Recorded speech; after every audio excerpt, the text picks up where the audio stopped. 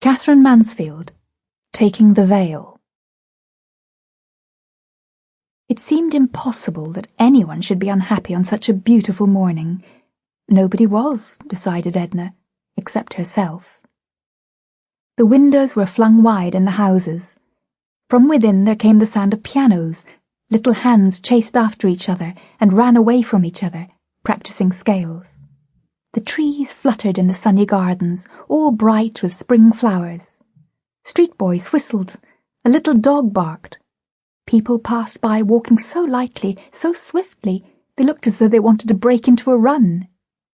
Now she actually saw in the distance a parasol, peach-coloured, the first parasol of the year.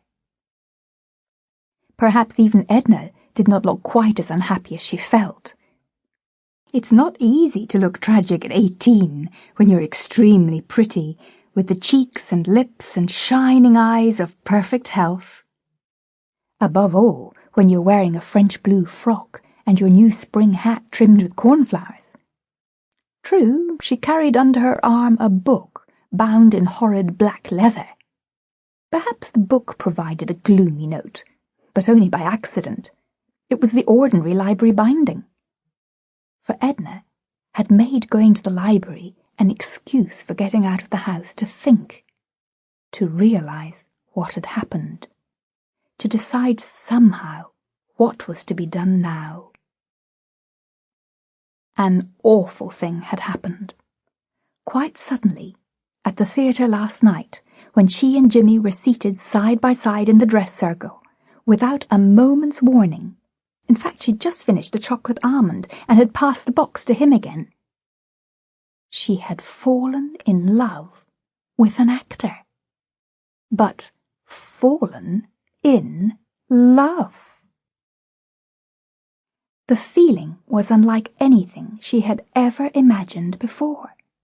It wasn't in the least pleasant.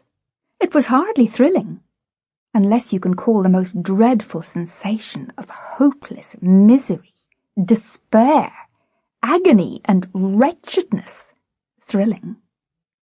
Combined with the certainty that if that actor met her on the pavement after, while Jimmy was fetching their cab, she would follow him to the ends of the earth, at a nod, at a sign, without giving another thought to Jimmy, or her father and mother, or her happy home and countless friends again.